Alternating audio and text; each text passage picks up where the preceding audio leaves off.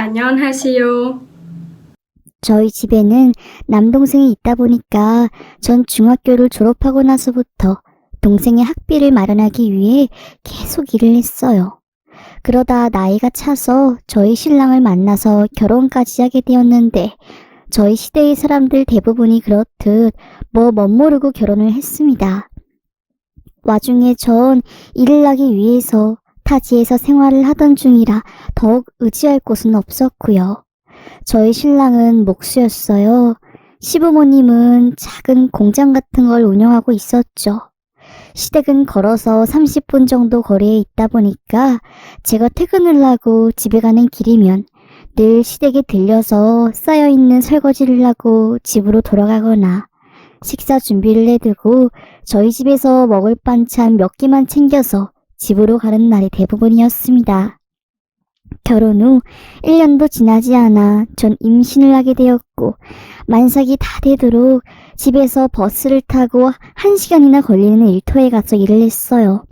제가 배운 게 많지 않다 보니까 그때도 실공장에서 일을 하고 있었는데 거의 막달까지 일을 했으니까 그게 엄청 고달팠던 기억이 나네요.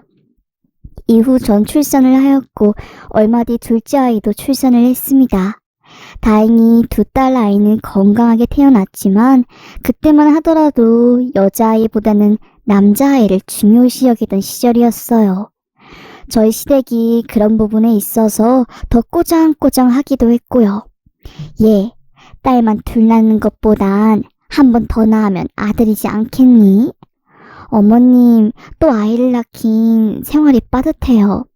누가 보면 네가 돈 벌어오는 줄 알겠네. 다 우리 아들이 버는 돈 아니니?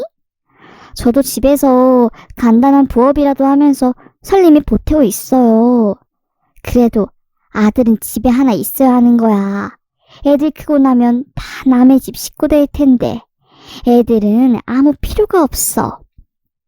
저희 딸 아이들은 시간이 갈수록 시댁에서 무시받으며 자라고 있었습니다. 공부를 제법 똘똘하게 하는 편이었지만 여자애가 공부를 해서 못하겠냐 하면서 초등학생도 안 들어간 애들한테 설거지를 가르치려 하던 시어머니. 전 그런 제 딸들이 제가 보는 앞에서 손에 물을 묻히는 게 싫어서 굳은 일은 제가 다 도맡아서 하고 있었죠. 그 무렵에 시누이는 첫 아들을 낳았고 저희 집과는 더욱 비교가 되기 시작했습니다. 안 그래도 예쁜 본인 딸이 떡두꺼비 같은 아들까지 낳았으니까 시어머니 기분이 좋은 건 당연했죠. 그런데 문제는 그 차별이 저희 아이들이 느낄 수 있을 정도로 행동을 하시니까 저도 기분이 좋지 않았습니다. 어린이날에도 시조카에게는 비싸고 좋은 장난감 사주고 저희 애들한테는 선물 하나 없었거든요. 그러면서 하는 말이 저희 애들은 크니까 이런 거 안 사줘도 다 이해할 거라고 하는데 어디 애들 마음이 어른들과 같나요? 아이들은 밤새 서러워서 울고 전 결국 그 다음날 큰 마트에 가서 각자 선물을 사줬습니다. 여보, 어머님이 애들한테 차별하는 게 너무 심해. 심하긴 뭐가 심해. 집에 아들이 하나 있어야 하는 건 사실이지. 나중에 우리 죽고 나면 재산은 누가 지내겠어. 제사가 뭐 꼭 필요한가? 그리고 딸이 어때서? 딸이 어떻냐는 게 아니라 그래도 집엔 남자는 있어야 한다는 말이지. 당신 왜 이렇게 말귀를 못 알아먹어? 신랑은 이후 저에게 아들을 갖자며 계속 치근덕거렸지만 전 당장의 생활비를 만들고 아이들을 챙기는 게 우선이었습니다. 그래서 신랑이 그런 모습을 모른 척하고 있었는데 얼마 뒤 시어머님이 저를 찾아오셔선 갑자기 소쿠리에 담긴 팥을 저에게 뿌리더군요. 전 영문을 몰라 그 팥 알갱이들을 맞고 멍하니 서 있었고 기도 안 찬다는 듯이 시어머님은 저에게 불결한 것이라며 욕을 퍼붓기 시작했어요. 가만히 있다가 봉변을 당한 전 당연히 시어머니께 이게 뭐한 짓이냐며 따져 물었죠. 시어머님은 저를 보면서 제 마음이 불결해서 남자아이가 안 들어오는 거라고 했습니다. 저희는 아이 생각이 더 없다고 말씀드렸잖아요. 너희가 아니라 네 생각이 그러겠지. 석훈이는 아이 생각이 있던데 네가 싫다한 거라며?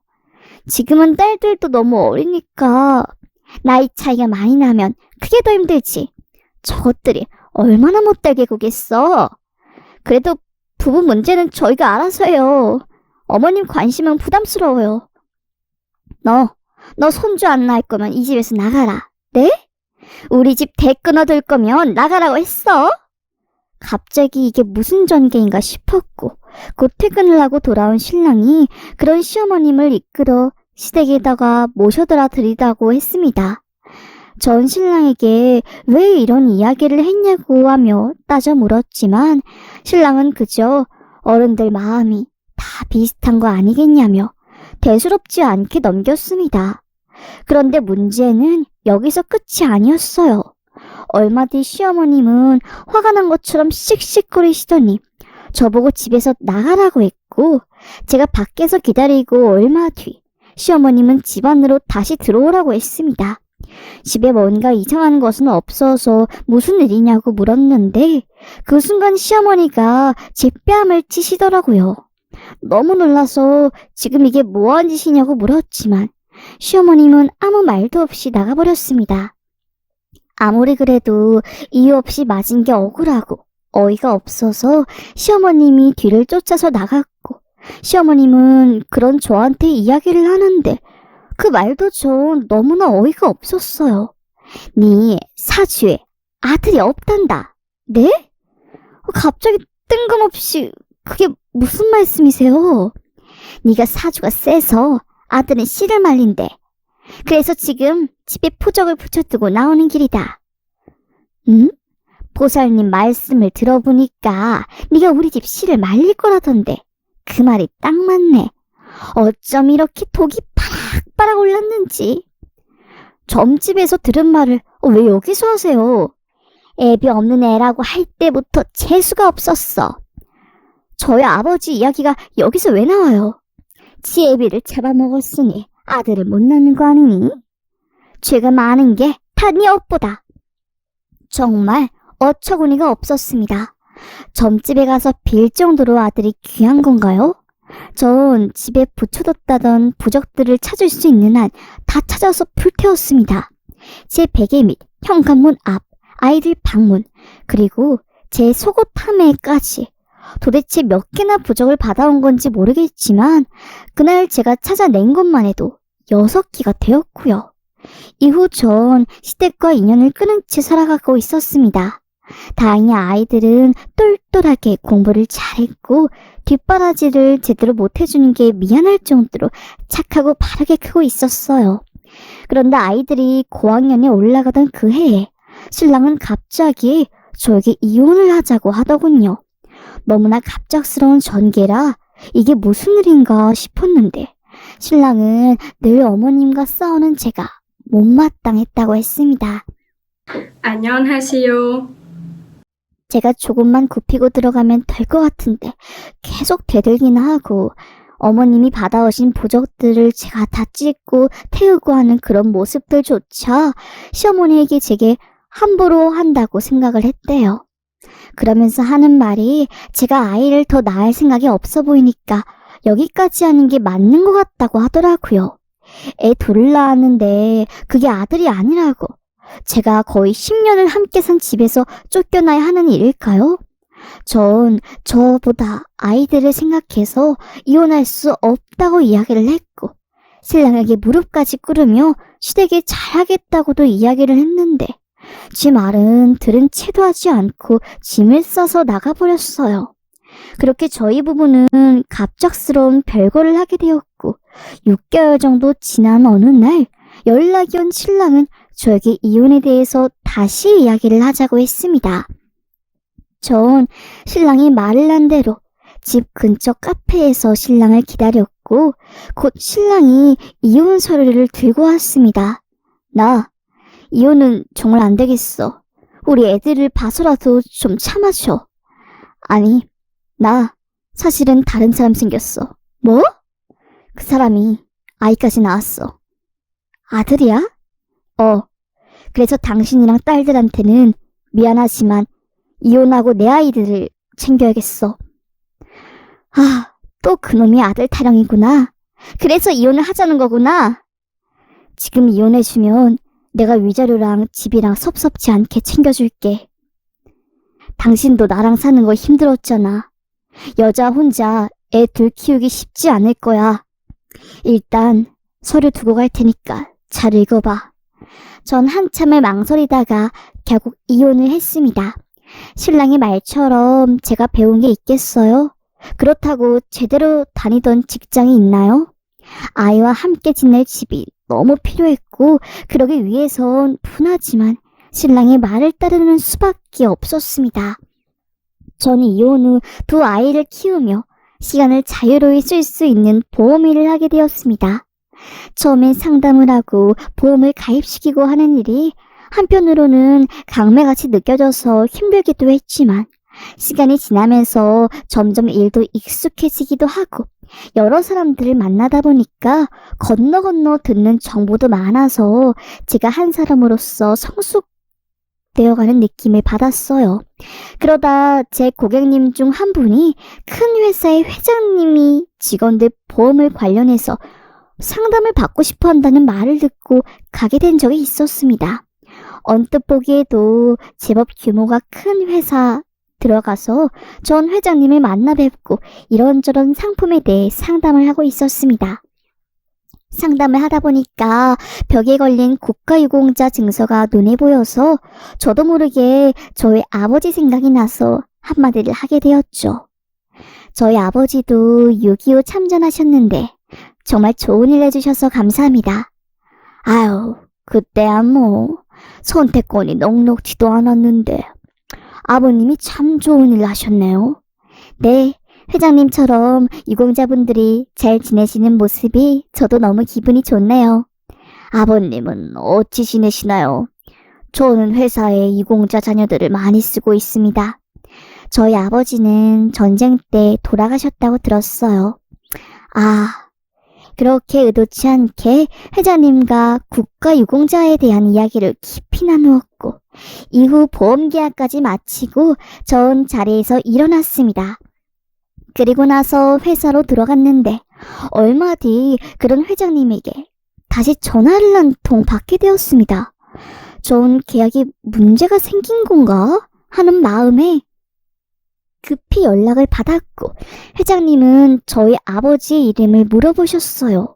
갑자기 저희 아버지 이름은 왜 물으시나 생각을 하다가 알려드렸고 이내 전화가 끊겼습니다. 전 어리둥절하게 며칠을 보냈고 그 이후 다시 그 회장님이 회사로 절 부르셨습니다. 약속을 잡고 사무실 안으로 다시 들어갔을 때 그 회장님은 저에게 한번 안아봐도 되겠냐 물어보셨어요. 무슨 일인지 모르겠지만 괜찮다고 말씀을 드렸더니 저를 잠시 안으시고는 자리에 앉아 이야기를 시작하셨습니다. 전쟁 당시 김병기 상병님이 절 구해주셨습니다. 네? 제 은인이에요. 전쟁 중에 나누었던 말들, 위로들, 가족에 대한 그리움 모두 잘 기억하고 있습니다. 김상병님은 절 구하다 전사하신 거예요. 너무 늦었지만 괜찮으시다면 제가 보답을 할 수 있게 해주세요. 그리고 김상병님이 배우자분은 아직 건강하신가요? 네, 어머님은 잘 지내세요. 그럼 제가 찾아뵙고 인사를 드려야 할 것 같아요. 제가 너무 혼란스러워서 저희 어머니에게 이야기를 해보고 다시 연락드리겠습니다. 전 사무실에서 나오면서 친정 엄마에게 전화를 걸었고 그 이야기를 듣고는 한참 우셨습니다. 사실 저희 아버지는 참전 후 후유증을 앓다가 돌아가셨거든요. 그래서 회장님이 하신 말이 사람을 착각했을 수도 있다고 생각을 했었어요. 그런데 어머니는 그 말을 듣더니 다 맞다고 하시더라고요. 전쟁이 끝나고 저희 아버지가 회장님 이야기를 몇 번 하셨대요. 나이도 어린데 전쟁에 끌려와서는 자주 도와주고 이야기도 했었다고. 그러다가 나중에 다른 부대로 끌려가며 생사도 모르게 되어 걱정을 많이 했대요. 딱 기억하는 게 나이랑 이름 석자뿐이라 전쟁이 끝나고도 찾아보려고 했지만 찾을 수 없었다고 이야기를 하셨습니다. 전 그날 이 이야기를 듣고 회장님과 어머니의 식사를 따로 마련해 두었는데 하필 가는 날이 장날이라고 거기에서 옛 시댁 식구들을 보게 되었습니다. 회장님께서 예약을 했던 곳이라 고급 한정식 집이었고 회장님과 어머니는 식사를 하고 있었어요. 전 잠시 화장실을 가기 위해서 룸에서 나와 화장실을 다녀오고 있었는데 거기서 시어머니와 함께 아마 새 며느리로 추정되는 사람을 보게 되었습니다. 좋은 인연도 아니니까 모르는 척하고 지나가려고 했는데 뒤에서 시어머니가 절 불러 세웠어요. 너 신수가 훤해졌구나. 이런 것도 나오고. 저희가 반갑게 인사할 사이는 아닌 것 같네요. 식사 맛있게 드시고 가세요. 하여튼 저 싸가지 없는 것. 그런데 그렇게 제가 돌아서 가려고 하는데 뒤에서 시어머님이 또 그 이야기를 했습니다. 저렇게 못 배워먹은 건 다 부모가 못나서 그런 거야. 저런 자식 낳은 부모는 사회에 사죄를 해야 해.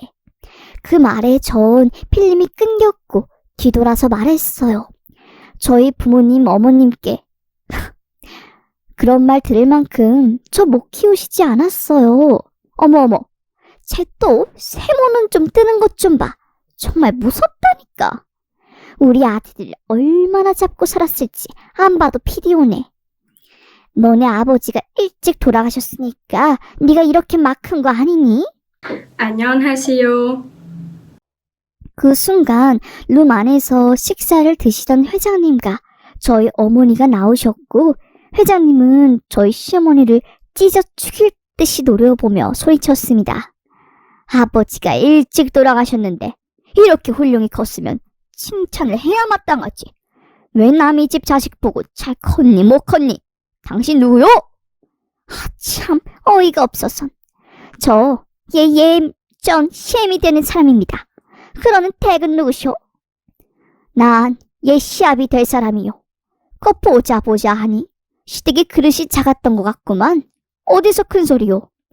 회장님 목소리가 좀 큰 편이라 다른 방에서도 저희를 부르고 기웃거렸고 그러다 갑자기 전 남편이 총알처럼 튀어나와선 회장님께 인사를 했습니다.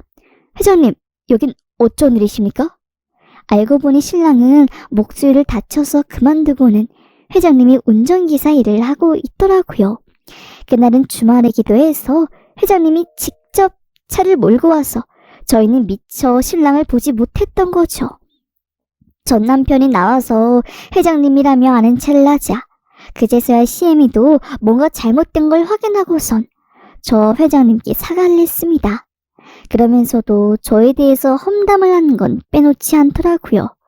저희는 다시 방으로 들어왔고 불쾌한 저보다 더 불쾌한 회장님이 보였습니다. 회장님, 전 괜찮으니까 기분 푸세요. 도대체 시댁이 어떻게 저런 모양일 수 있는 건지.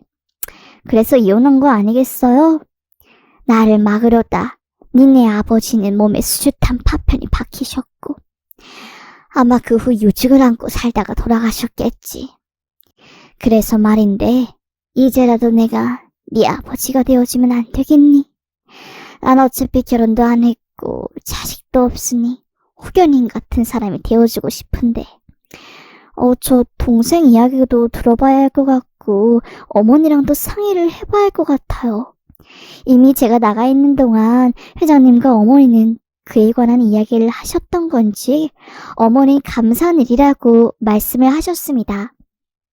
전 그렇게 회장님이 도움으로 그 회사에서 회장님이 비서로 근무하게 되었습니다.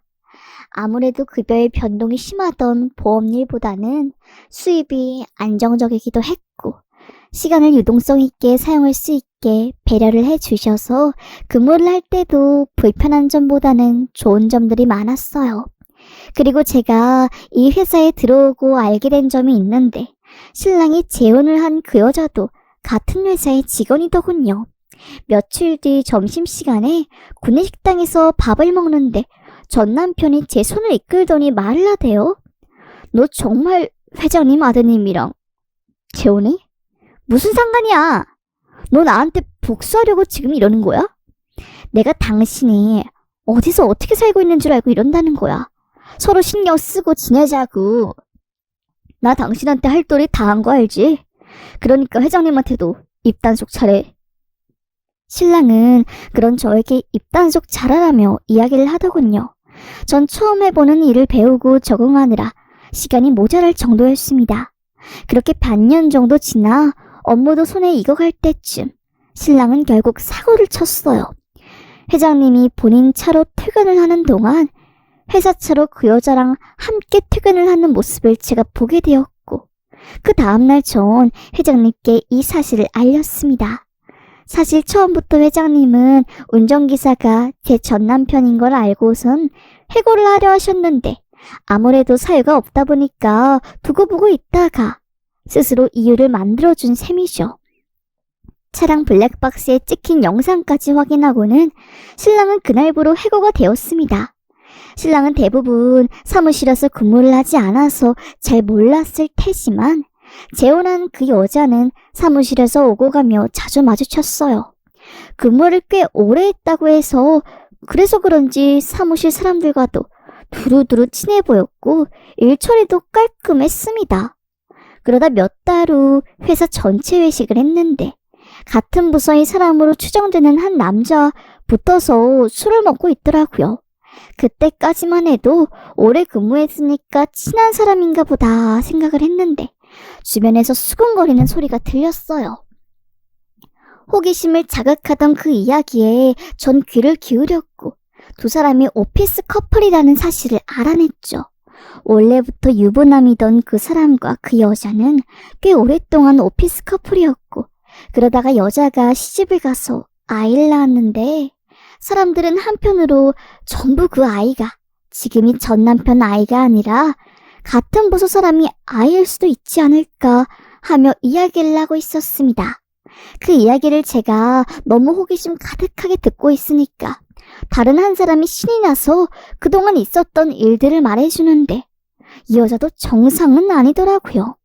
회사에서 워크숍을 간다고 해놓고 두 사람만 빠져서 다른 숙소를 잡고 잔다거나 눈에 보이는 뻔한 거짓말들로 두 사람의 시간을 갖는 게 그 부서 사람들은 다 알지만 직급도 있고 오래 근무한 두 사람을 피해서 뒤에서 씹고 있었습니다.